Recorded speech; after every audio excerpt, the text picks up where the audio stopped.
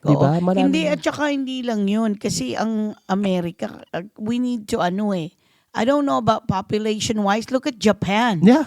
Alam mo bang mawawala na sila? Yes, Dahil, oo. dahil hindi nag-aanak Hindi ang mga tao nag-aanak ang mga dun. tao. Oo, yun Diba? nga narinig ko yun. Hindi, Oo. I mean, kung hindi naman tayo overpopulated or anything, di ba? Yes.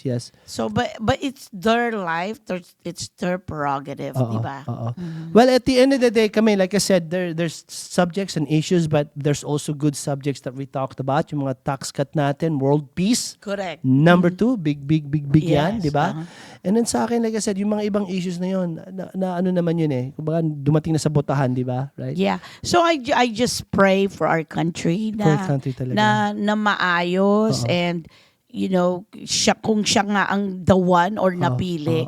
And I'm sure he's going to be an instrument na matulungan, ang mga mamayan ng Amerikano.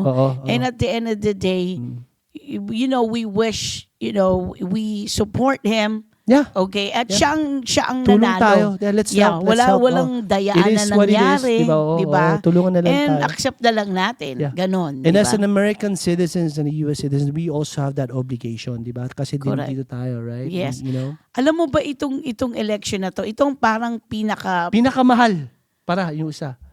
anong pinakamahal? Yung talagang maraming gastos talaga, billions ang lumatag sa campaign. Oo nga, grabe, pati si Elon Musk, Oo. ang laki ng inano niya, ang laki ng ang laki ng dinonate niya, Sobra. Tsaka yung gastos talaga daw, ito yung billions ang pinag-usapan, like 67 billions. Wow.